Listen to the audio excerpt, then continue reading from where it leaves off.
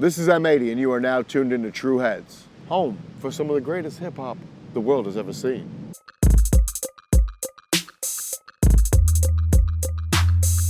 This is Matthew M80 Markoff. Whoopity-doo, whoopity-dee. I do things in hip-hop. You've been behind Grammy winners, chart toppers, and underground classics. What's the moment you knew you were really built for this industry, and how did you prove it? To be successful in the music industry, you have to have the thickest of skin.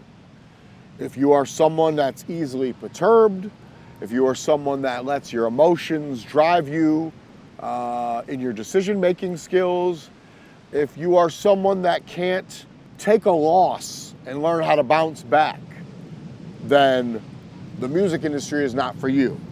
Fortunate for me, and I've said this in previous interviews, all of my greatest loss stories help mold me into all my greatest wins. Prime example, 2005's Wu Tang Meets the Indie Culture. Went on to make $1 million. I was paid $2,000. I did not see how that was an equitable distribution of the funds. And I felt like I got taken advantage of. Anyone would. That is a humongous L in my book. That experience led me to create Holy Toledo Productions. Now I own the company.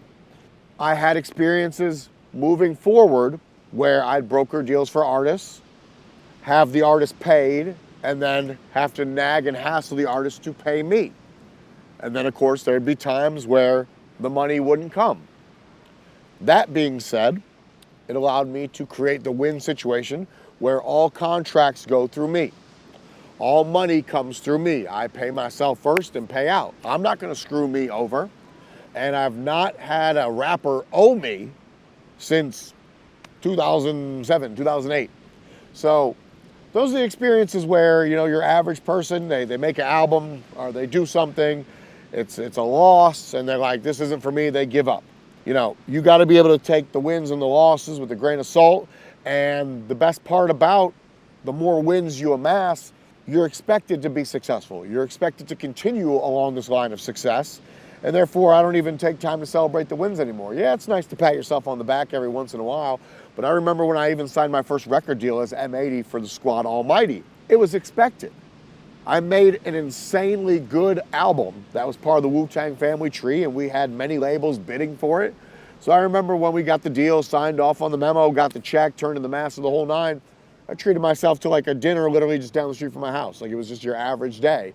And that's how I treat all the wins that I amass, whether it's with Wu Tang Clan or a Tech 9 or an E40 or a Chino XL or a Corrupt or whoever it is, because I put in the work. I clock 100+ hours a week. I'm supposed to have the money. I'm supposed to have the nice shit because I work for it. I live in Los Angeles, California, where everyone would rather look the part than actually work for the success. And I'm the exact opposite of that, and that's why the wins are so prevalent. You've got more plaques than some entire labels. What does success taste like now, and what still gets you hungry? Knowing that there's more work to be done. Always telling myself that there's more music the world needs. Like, I know the world needed Rakim, God's Network Rebirth. I know the world needs new Wu Tang Clan music. I definitely know the world needs a new GZA album. That kind of shit is what keeps me up at night. It's what it constantly keeps the light bulb on, keeps the motor running, knowing that there's more work to be done. And whether I'm gonna get to do it all in my lifetime, to be determined. But there's so many facets to hip-hop culture and so many things that I want to do outside of just A&R and executive producing albums. That's why I'm really grateful that I have the book coming out in November. People that either know me are going to read it and be like, yep, that's our M80. People that don't know me are going to be like, God damn, this dude has really lived life. And that's what I like, you know, at the end of the day, I want to be able to look back on things with no regrets and being like, I literally, you know, put all my energy on the track. I put all my cards on the table. I made it happen. And while a lot of people in rap culture have a hard time getting past the fact, you know, yes, we have our icons. My mentors, the people I look up to, your Steve LaBelle's, your Steve Rifkin's, your Rick Rubin's, your Lear Cohen's. It's okay to let some of this new blood in. My name now at this stage of my career can be synonymous with any one of those names, and I hope to continue to build upon it to solidify that spot. If hustle had a sound, what would it be? What artist or track best captures your journey? Rakim, Know the Ledge, Juice, captures. If there was one, like, music only has one song across all genres of music, and that was the song, I'd have no qualms with listening to that shit 100 times a day. You know, I definitely have some of my favorites that might not necessarily be hustle music, but it's shaped me. Like Nas, The Message, Rakim, Know the Ledge, Jizza, Shadowboxing, E40, Sideways, Tupac, Picture Me Rolling, shit like that. Like these are the songs that encapsulate who M80 is. And you know, for better or worse, like that's the M80 soundtrack. You've worked with legends. What's one trait they all share that younger artists could learn from real quick? Money management. That's been the greatest thing for me. You know, I'm 43 now, but I started working as an A&R in my early 20s, and I've always worked with artists, for the most part, you know, like 90% plus, my elders. I've got to witness their own personal MC Hammer stories where they thought the well was never going to run dry, and then it does, and then you're in positions where you feel fucked up, you feel like there's no bounce back, you feel like there's never going to, you know, be the light at the end of the tunnel again. So it's as much money as I spend, it's made me an incredible investor, an incredible saver, and you know, it's like I've planned for the rainy days. I know, like, the past 5-6 years of my life have been, from a business standpoint, from a financial standpoint, just out of this world. As the, you know, infomercials say, results not typical.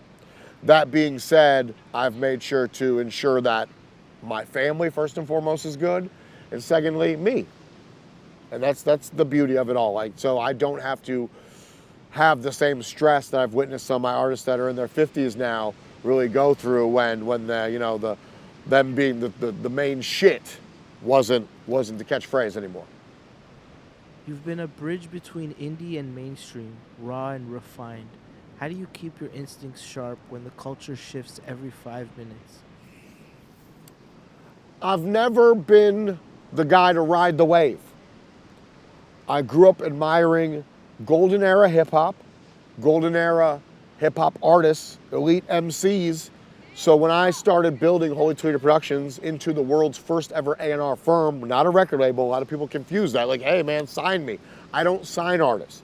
Artists, the majority of the time, sign me. Labels sign me to develop an artist that they've signed. That's really the role. Me signing Rakim or a Benny the Butcher or something is because that's what I just wanted to do. That was part of the dream for me. So it's like sometimes I'll break out of the comfort zone of just being the A&R firm and helping you construct the album, do the legal, shop the deals, and become the label head myself. My success is attributable, again, to never riding the wave or going with the flow. I've always done what I've wanted to do, for better or worse. I did an interview for BET after I broke the Guinness World Freestyle record in 2009, and you know, I told them I'm never gonna be the guy that's gonna have the Grand Slam album. I'm never gonna have that one album that made me millions of dollars that I can, you know, just, hey, I can call it quits. But every album I do, the goal is to get on base, because staying on base helps you earn runs. So each credit, whether it's a Killer Priest album or a Husk Kingpin album or a Planet Asia album, allowed me to get to a Rakim credit, allowed me to get to Wu Tang Clan credits. And that's the beauty of it. So it's like, it's not unfathomable to think that one day I could say, I'm gonna work with this artist and name the biggest name in the world across any genre of music. And that could be a reality because the experience is there, the resume is there, the work ethic is there, the results are there. The proof is always in the pudding, and it made these Bill Cosby minus the rape shit. Boom! When you walk into a project, whether it's A&R, management, or creative, what's the first thing you do to establish dominance and direction? I say, bitch, do you have my money? Do you have my motherfucking money? And then they say yes, and I'm like, all right, let's get down to business. And we sit down, and the important thing is, like I do these one-on-one A&R artist consultations, and then if I'm hired to actually work a record and work with that person, Then essentially we're doing it again, because now we're ramping it up a notch. It's more serious. What are we doing over the course of the next year? My goal when I'm hired as the A&R is to help you construct the album, do the legal. That's going to get you your desired record deal or distribution deal, and then make that album big. But not every artist is at the stage where they can just make the album and have it render those results. Classic example, in real time, I have an artist named Deezy. Deezy lives in Brisbane, Australia, and he's currently the #1 streaming artist in Brisbane, Australia. So we got that going for us. But we made this album, and I got Eminem on the intro. Crooked I's the executive producer. I'm the A&R. Snoop's on it. Akon's on it. Big, big, big shit, okay? But the fan base wasn't there. So if we just took the album and gave it to the world, we'd be doing ourselves a disservice financially by not allowing the album to see its potential. So I put him as his A&R on a program where we're making EPs, and he's in the studio every other day, and we're dropping product, whether it's singles, a 4-song EP, a 7-song EP, every 60 to 90 days. And we're building in real time the social media analytics, the Spotify monthly listener count, the streaming count for all the projects. And by the way, Deezy also has this album, The Mantis, coming out with Chino. It's going to be after his debut album. And that features the last ever Chino XL music video shot during Chi's lifetime. But that's what it is. It's figuring out who the artist is. I want to and making the work so it's not work. Everything at this stage of my career has to be very family oriented. If we can't see eye to eye, if we can't be friends, if we're not if I don't want to invite you to my house, I probably don't want to work with you. It has to be that level of comfortability with me as I move forward, from 2024 to now. Yeah, that's for me, the helicopter. There. We got an M80 spotting. We see him. Fucking buckle down on that dickhead. LAPD, we spotted a Jew. We see a Jew in the sand. Yeah, that's right, sand Jew. Over. Next question. You've moved in rooms most people can only dream about. What's one behind-the-scenes moment, unfiltered, that perfectly sums up what this game is really about? While I'm trying to recall the moment that probably meant the most to me, actually I don't need to recall it, it just popped in my head. The emphasis is camaraderie. I don't give a fuck who you are. I hate when I see artists like, no one ever held me down, no one ever did a damn thing for me. That's always bullshit. The artist just doesn't want to take the time to think about the people who really helped them along the way. I was in a room one time with all of Wu Tang Clan. We're in Vegas. This is before Wu Year's Eve. Fuck off! And RZA walks in and he's ecstatic. He's telling the clan, I'm brokering this deal with Netflix. We're gonna have this Netflix Wu-Tang thing, and we're gonna get 40 million. Now, by any, for anyone to hear that, that's wow money, okay? The average human being makes $5 million or less in the course of their lifetime. For some reason, I'm minding my own business. I'm the only non-member of Wu-Tang Clan in this room. I'm filling out gambling sheets. And Raekwon looks at me and is like, M80, what do you think about that? He put me on the spot and I'm like, that seems kind of low. I mean, Chappelle's clearing 60-something, and that's over the course of 3 specials. Man, I could tell RZA wanted to beat the living fuck out of me right then and there. He walked right over to me. And I'm sitting and he's standing. I'm like, do you want to sit down? He's like, no. And I'm like, do you mind if I stand? He's like, feel free. Why would you think that's low? And I said, look, man, Wu-Tang Clan, greatest rap group of all time. You should be able to command the amount of money you want. If it's 40 million for your pockets, and they're gonna put up, say, an extra 40 plus to take care of all the expenses, so on and so forth, cool. That's respectable for what I think a billion-dollar conglomerate such as Netflix could offer for Wu-Tang Clan. And ultimately, the Netflix thing didn't happen. You saw they had the Hulu show, they had the Showtime documentary. RZA said something along the lines of you don't make me enough money. I said, everyone in this room in the past 30 days has gotten a check from me for work. And RZA looks around the room. Sure enough, one at a time. Yeah, M80 got me this show, M80 got me this feature, M80 da-da-da-da-da-da. Every single person, except for RZA and you, God. And I explained to RZA, I pulled up my phone. I said, you see all these? I just typed in RZA's email on my phone. And every email I sent RZA in the past year pops up. I open each one. opportunity for you to do this for this amount of money, you to do this for this amount of money. And sometimes they just go unanswered. Other times the assistant would write back and like, we'll get back to you, and they never did.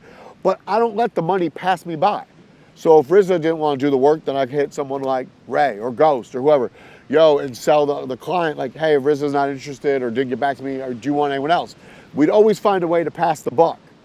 And that's the beauty of, the clan. But to answer your question, it's camaraderie. Like, no one man could do all this shit themselves, whether you're a solo artist, whether you're a duo, whether you're in a crew. That's just what it is. Everyone needs to find the strengths in the next man and really go for broke with it. With AI shaking up production, promotion, and even lyric writing, what's your gut reaction? Is this the death of authenticity or just a new tool for the hustlers who know how to use it? Look, it goes both ways. For my business, for my the verse licensing side of my business, the AI shit is very detrimental. The beauty about my company is I have all the actual guest artist memorandums, all the sign-offs from the managers, from the artists, from the agents. So I can prove to you that, yes, these vocals that are comprised of my catalog are real. Here's the real audio, here's the Pro Tool sessions, here's the sign-offs. But now, because of AI, that's a common question amongst people that don't know that I invented verse licensing, haven't followed my career in that arena for 17 plus years. And there are, of course, copycats, like all these other companies that do the beats and features packs have to pay me to license my IP, my service marks, word marks, trademarks. I own that advent in the music space. I own the intellectual property for the agreements that go into verse licensing. I own the word marks, all that. So it's like, I get paid from all these companies, like an Anno Domination, a Wishmaster, a Legion Beats, a Big Shot Beats, or whatever it is, that are essentially replicating what I put into motion dating back to 2007. So AI, bad for me in the sense that it's crippling to business. Because I have the reputation, I'm trusted, people can clearly see that I do work with these artists in real time, so that lets them have peace of mind, and plus I guarantee everything I put my name on. Why AI is good is for very rare examples like the DOC and Beanie Siegel that can now make brand new music moving forward that otherwise would not be able to because of medical conditions that have affected their voice. And that's, I'm really looking forward to seeing an album from one of those two. I don't want to hear a Kanye West album with heavily featured AI vocals when the guy is perfectly capable of using his voice. But that's like, I'm assuming in time more benefits of AI will come to light, but for me as it stands right now, I'm not a humongous fan of it. I'm more of a fan of cheeseburgers. I love them. Streaming numbers are up, but artist loyalty is down. How do you build something lasting when everything's disposable? So that's why artists really got to embrace their cult following. That was the whole rationale behind Nipsey Hussle's Proud to Pay campaign. Don't focus on the fact that you have 1 million Twitter followers or 1 million Instagram followers or whatever. Focus on the 1 to 10% that are interacting with you, that are actually commenting on your shit, taking the time to DM you. I scroll on Instagram all day and just double tap, double tap, double tap. People find it's funny. They're like, dude, I noticed you like a lot of Pete Rock shit. Don't you hate that guy? I'm like, yeah, but he still posts cool shit. I don't give a fuck. You post something cool, even if I don't like you, I'm double tapping it. I'm not a weirdo. And I know tons of motherfuckers that watch my stories and my feed that have never liked a single thing in 10 years, but I know who you are. It's okay to click the double tap it. Give me the little love taps. So I don't even remember your question. So the point is embrace your cult following, and you have to do it yourself. If you're only getting a few $1,000s for every 1 million streams, which is absolute horse shit, you have to be able to have your own website, have your own launch, have your own Bandcamp, and bring the bulk of the revenue to you before you become reliant on the revenue that's going to trickle down, whether it's monthly or quarterly, from streaming services, from label royalties, things of that nature. What's an outdated belief in the industry right now that's holding talented people back? The outdated belief is this is not the 90s anymore. In the 90s, the most talented artists were the ones that were given the opportunity to have record deals. They were the proud, the deserving. It is 10% talent now, 90% your business acumen, your social media network, your reach. Labels do what's called, they run a buzz or a hype report. And if you don't meet the criteria to be considered buzzworthy, It doesn't matter if your album sounds like the greatest thing in the world. Like, they're not taking the risk. It's all a mathematics game, and it's not necessarily a bad thing on the math side of things. Labels that have been in existence for 20, 30 years that are still prevalent have clearly figured out how to win at the numbers game. Like, I'm gonna put up 30 grand, I'm gonna sign this album if it's gonna potentially return me 90. That's how they equate whether they're gonna sign an artist or not. Why? Because it's not just about what you pay the artist. You have to pay your staff. You have your time, your labor. So that number always has an interest multiplier to it, just like taking a loan from the bank. It is not about the talent anymore. You can't be a recluse. I spoke on this interview the other day and someone got mad at me. They're like, some of the greatest artists in the world are like recluses and what's the I word? Intrinsic. They have intrinsic personalities. Yeah, that's definitely going to be working against you in the modern day landscape of the music. People want to see artists that are more ingrained and involved into the art as me. Like, I go hard for every record that I A&R or executive produce as if I was the fucking artist. That, to the artist, they love the shit out of that. Thank you. It's a whole nother layer of promotion and marketing. But for any artist that can't put that same kind of love into their own, like, marketing their music and trying to get it sold, it's going to be quite the uphill battle for you that you will never win. If someone gave you full control of a major label for 12 months, blank check, no restrictions, what would you build that nobody else has dared to? I would build like this Fantastic Four album. Rakim, G-Rap, Big Daddy Kane, and KRS-One. What would the album be called? Elite World Domination. It'd be like its own wrestling league. The EWD! Oh, that's what it would be. That would be priority number one. I would cancel everyone else's budgets and be, what the hell, man? Looking at your career and where the industry's headed, what do you want your name to stand for 10 years from now that it doesn't yet? I just want my name to be synonymous with good records. Like Wu Tang fans had the hardest time realizing that, yeah, I came up under the Wu Tang family tree as an artist and an A&R, but I own a company. I offer services that every smart artist should employ me for. So we're like, yeah, he was Wu Tang, and then he's Rough Riders, and then he's fucking COB, and then he's Shady Records, and then he's did it. Like, I'm all the things. Like, that's what it is. So it's like my name's synonymous with the greats, putting out great records. Wildest pitch you ever made that actually worked? Okay, this is the wildest pitch I made that didn't work. I walked into a bar with printed pieces of paper. I knew RZA was gonna be there. And we just met each other like a year, in the past year. We'd worked a few times, Wu Tang Indie Culture, Bronze, shit like that. I had an idea for a project called The Remnants. I still think it's an awesome idea. The Remnants, you take one member from each one of the Wu Tang like offshoot family groups. So a member of Sons of Man, a member of Killer Army, a member of Gravediggers, a member of fucking Almighty, a member of Deadly Venoms, like all them shits, Royal Fam, blah, blah, and put it all together. And of course, you just rack up all the greatest Clan features and shit like that. And I don't know if it was like he just wasn't feeling the idea because we were in a bar or whatever it was, but I mean, he was nice enough for me to, we talked for like 30 minutes. We went through my whole packet of ideas. But that's still an album that should see the light of day. As far as a pitch that actually took off, the original idea for the Ghostface Killer album, The Lost Tapes, which is the worst name in the history because that implies it's, you know, old material resurfaced when The Lost Tapes was really a brand new studio album. I was in a meeting with Ghostface, Priest, and Mike Caruso, Ghost manager, and the idea for the album was a duo album between Ghost and Priest. And I laid out the budget, and Ghost was like, I'll do it if I get all the money. Essentially saying, fuck you to Priest right in front of his face. And Priest blamed me, but I ended up turning the idea into a Ghostface album. I think Priest still kind of blames me for that one. They never blame, they never point the finger where they're supposed to point the finger. I didn't say fuck Priest.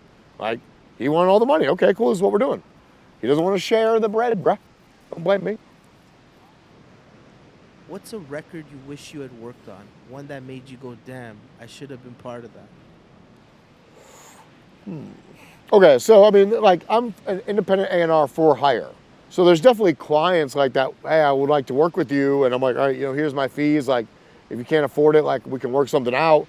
And then it didn't work out. But like this group Coyote is popping right now, and their manager Mike Jihade definitely was one of the first people to hit me up. Like, I want you to be a part of this, and I was insanely busy. I mean, this is literally right as Rakim was dropping, and Jihade was part of the Rakim record with me. So I think he was doing a good thing by trying to return the favor, but I can't. I mean, he works with them every day, and he has Lefty Gunplay and those kind of people. But like, I got to get paid. Like, I at least need a retainer to get me on the job. Then I get paid more as the album performs, as the artist performs, that kind of shit. So that's one of those regretful things. I mean, those dudes are insanely talented. We see each other all the time throughout Los Angeles, and I always show them love, and they do the same for me. You've earned a wall full of plaques, but which one hits the hardest when you really stop and look at it? Not because of the numbers, but because of what it took to get there. E40 Choices, my first ever plaque. It's a gold plaque. The single is now platinum, maybe double platinum. But it took me, Jesus, let's see, that song was like 2014, somewhere in the realm of 2013, 2014, 2016. I'd worked my whole career, dude, and I've, all my Wu Tang works collectively have gone gold, cumulatively.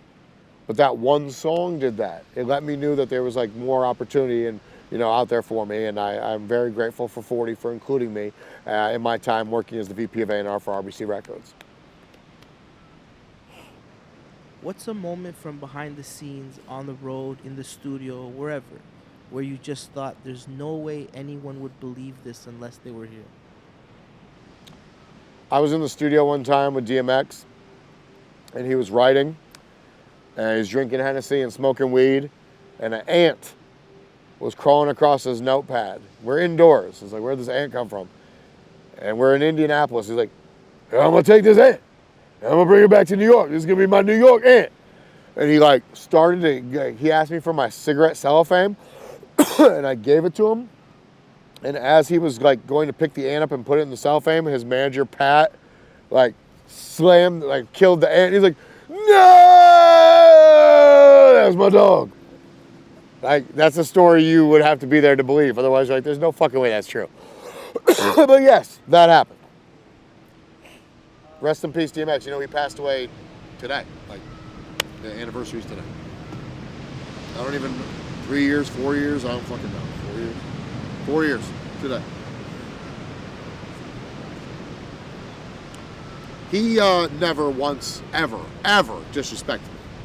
Every artist I've ever worked with has at least disrespected me once. Except Rex. And that's why I love that man. And his last ever Instagram post in his lifetime was for the merchandise deal we had going on for all the tour merch. And, I appreciate him for that, because a lot of people knew him as, he was a druggie and he was this. They always try to focus on the negative, and I never do that shit, man. Everyone has their faults. No one's perfect. But X was perfect to me. You've had to manage egos, legends, and even chaos. Ever been in a situation where it all almost fell apart and somehow you pulled it off? Shit, yeah, a million times over, dude.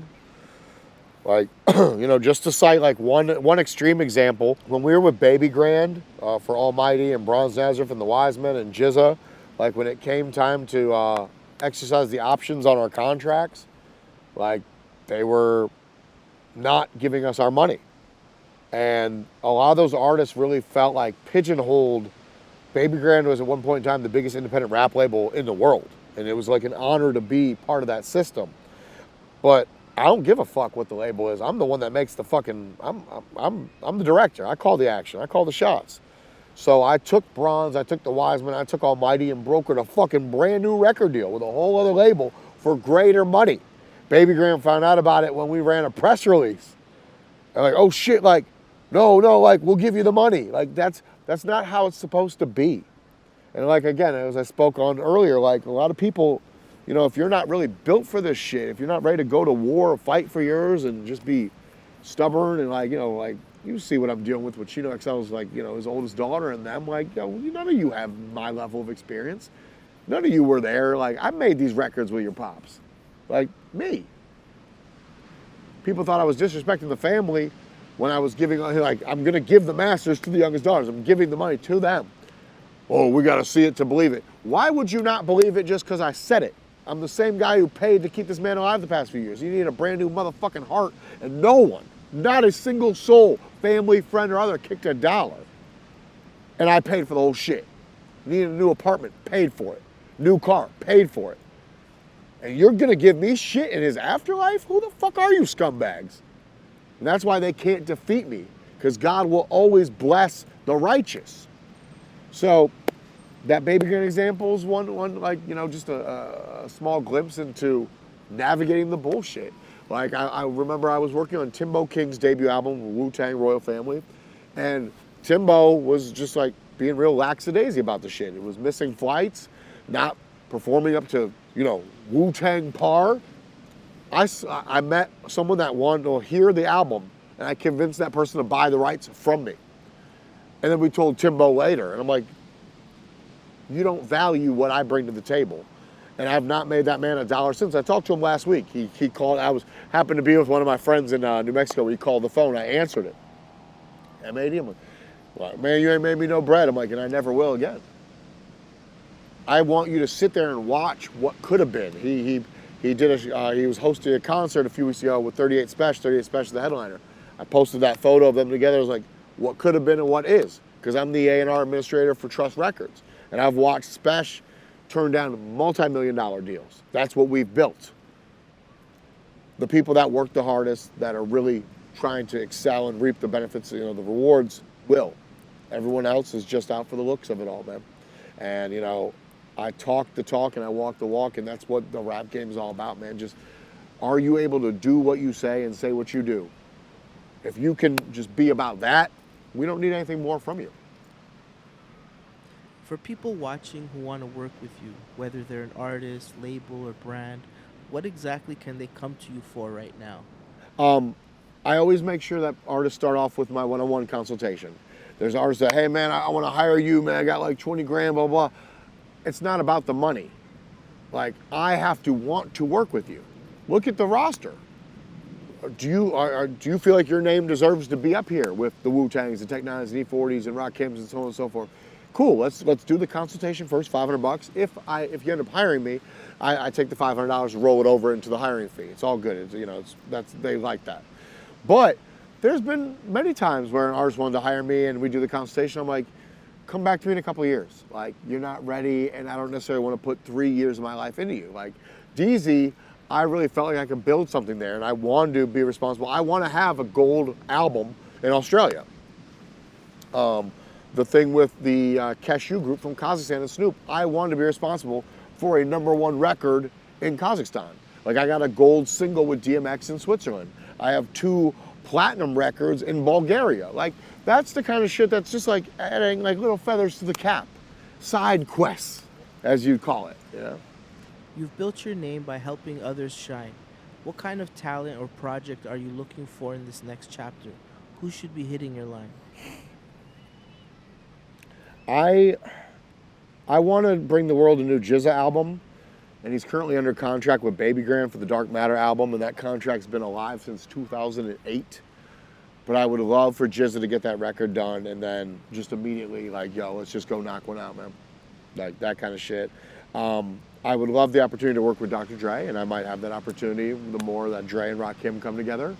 It's just about leaving records that are going to have a lasting impression on the world. And this critic, there's a guy on Instagram named Food Sick. He did the top 250 producers of the year this year. Rakim was not on it. I'm like, okay, that's blasphemous. They did the top 250 albums of the year this year. Rakim was not on it.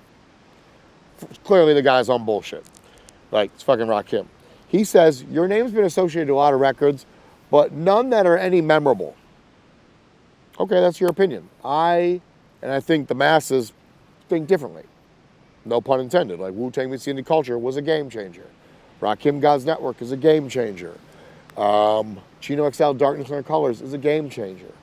And I have at least 50 more examples of that. So it's like, people don't say I'm the A&R extraordinaire because I'm doing all the, woo, look at me shit.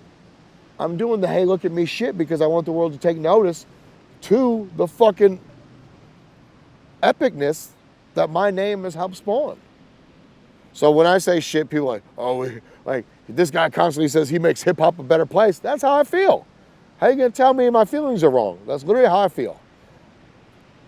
Take all the records I've done in the modern era away, and you tell me if you think you're better off. Like, I don't think so.